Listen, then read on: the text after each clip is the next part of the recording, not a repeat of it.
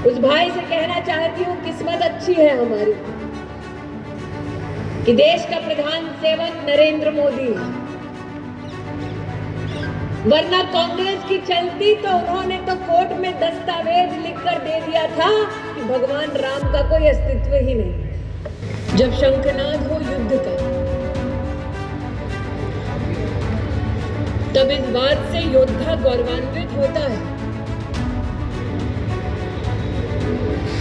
कि उसके संरक्षण का आशीर्वाद मांगने स्वयं परिवार समाज उपस्थित होता है। ਪੰਜਾਬ ਵਿੱਚ ਵਿਧਾਨ ਸਭਾ ਚੋਣਾਂ ਜਿਵੇਂ-ਜਿਵੇਂ ਨੇੜੇ ਆ ਰਹੀਆਂ ਨੇ, ਸਿਆਸੀ ਆਗੂਆਂ ਵੱਲੋਂ ਰੈਲੀਆਂ ਤੇਜ਼ ਕੀਤੀਆਂ ਜਾ ਰਹੀਆਂ ਹਨ। ਇਸ ਦੇ ਤਹਿਤ ਕੇਂਦਰੀ ਮੰਤਰੀ ਸਮ੍ਰਿਤੀ ਇਰਾਨੀ ਖੰਨਾ ਵਿੱਚ ਚੋਣ ਰੈਲੀ ਕਰਨ ਪੁੱਜੇ। ਸਟੇਜ ਤੋਂ ਸੰਬੋਧਨ ਕਰਦਿਆਂ ਇਰਾਨੀ ਨੇ ਕਿਹਾ ਕਿ ਪੰਜਾਬ ਵਿੱਚ ਵਿਕਾਸ ਲਈ ਡਬਲ ਇੰਜਨ ਵਾਲੀ ਸਰਕਾਰ ਬਣਾਉਣੀ ਪਵੇਗੀ। ਇਸ ਨਾਲ ਹੀ ਉਹਨਾਂ ਨੇ ਕਿਹਾ ਕਿ ਕਰੋਨਾ ਦੇ ਦੌਰ ਦੌਰਾਨ ਕੇਂਦਰ ਦੀ ਭਾਜਪਾ ਸਰਕਾਰ ਵੱਲੋਂ ਦੇਸ਼ ਦੇ ਲੋਕਾਂ ਨੂੰ ਰਾਸ਼ਨ ਵੰਡਿਆ ਗਿਆ ਸੀ ਅਤੇ ਟੀਕਾ ਵੀ ਮੁਫਤ ਲਗਾਇਆ ਗਿਆ ਸੀ। ਜੇਕਰ ਕਾਂਗਰਸ ਦੀ ਸਰਕਾਰ ਕੇਂਦਰ 'ਚ ਹੁੰਦੀ ਤਾਂ ਇੱਥੇ ਵੀ ਘੁਟਾਲੇ ਹੁੰਦੇ।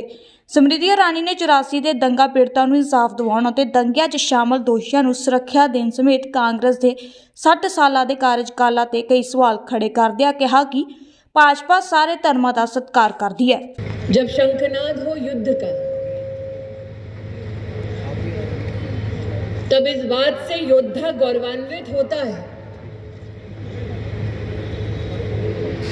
कि उसके संरक्षण का आशीर्वाद मांगने स्वयं परिवार समाज उपस्थित होता है। आज इस चुनावी सभा में उपस्थित हो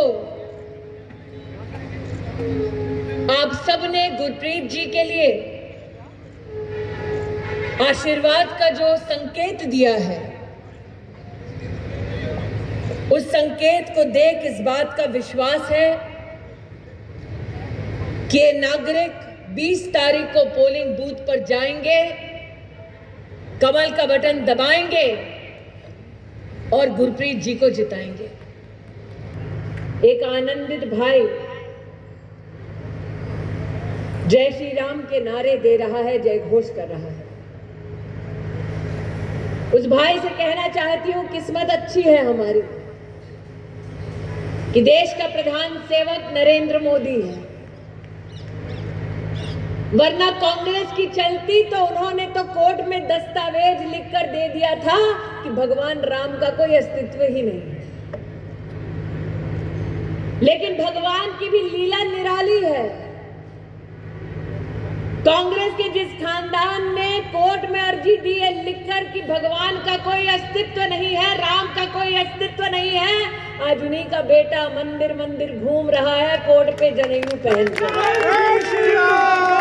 पूर्ण बहुमत की सरकार, फिर भी भारतीय जनता पार्टी के नेतृत्व ने, केंद्र की सरकार ने कहा कि हम सुप्रीम कोर्ट के आदेश का पालन करेंगे, सुप्रीम कोर्ट निर्णय करे, प्रश्न हमारी आस्था का है। प्रभु की लीला निराली, जिस कोर्ट में कांग्रेस पार्टी ने दस्तावेज दिया कि भगवान राम का कोई अस्तित्व नहीं, उसी सुप्रीम कोर्ट ने जाकर कहा कि मंदिर तो वहीं बनेगा। और प्रभु की लीला देखें, ये वो परिवार है जो न कभी हिंदुस्तान की आस्था को समझा है, न हिंदुस्तान के सम्मान को जाना है।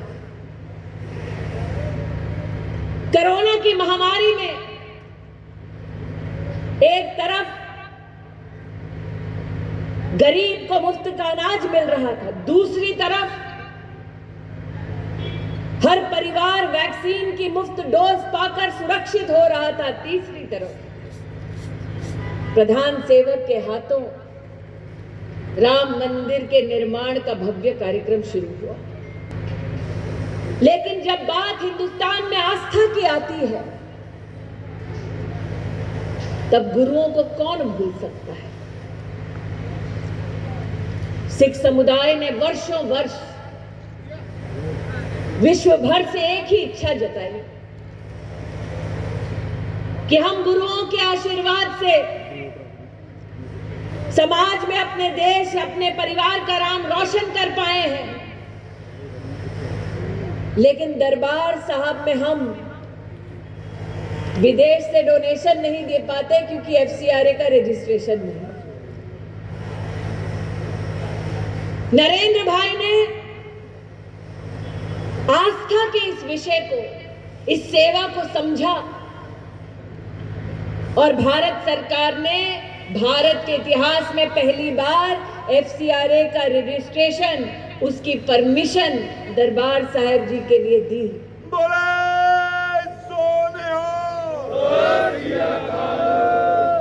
ताकि सिख समुदाय विश्व भर से अपनी सेवा दरबार साहब तक पहुंचा सके। गुरु नानक देव जी की 550वीं प्रकाश पर्व को मनाने में कोई कसर नहीं छोड़ी। गुरु गोविंद सिंह जी के 400वें प्रकाश पर्व को मनाने की कोई कसर नहीं छोड़ी। अरे साहबजादों की तो बातें हर बच्चे को सुनाई जाती हैं ताकि उनका शौर्य परिवार और समाज का वैभव बने। आज हम इस बात का गर्व करते हैं कि साहबजादों की स्मृति में वीर बाल दिवस अगर किसी ने घोषित किया तो वो भारतीय जनता पार्टी की केंद्र की सरकार ने किया। प्रश्न ये उठता है, भाजपा की सरकार ने ये सारे काम 7 सालों में किए, जबकि 60 साल कांग्रेस पार्टी केंद्र में सत्ता में थी। उन 60 सालों में पंजाब की दृष्टि से देखें तो गांधी खानदान की क्या सौगात है। यहां कौन है जो 84 के दंगों को भूला है।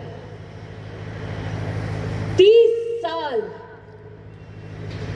जिन लोगों ने अपनों को खोया 84 के दंगों में, उन्होंने देखा एक तक कैसे कांग्रेस पार्टी के नेताओं ने उन लोगों का संरक्षण किया जिन्होंने इस पुण्य भूमि पर खून की नदियां बहाई।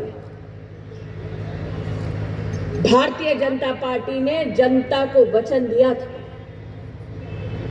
कि हम इंसाफ करवाएंगे। 300 से ज्यादा केसेस खोले गए, चार्जशीट दाखिल की गई और वो कांग्रेस के नेता जो मासूमों का खून बहाने के बाद सरेआम घूम रहे थे गांधी खानदान के संरक्षण में, उनको अगर जेल की हवा किसी ने खिलाई तो उस पार्टी का नाम भारतीय जनता पार्टी है। भारतीय जनता पार्टी।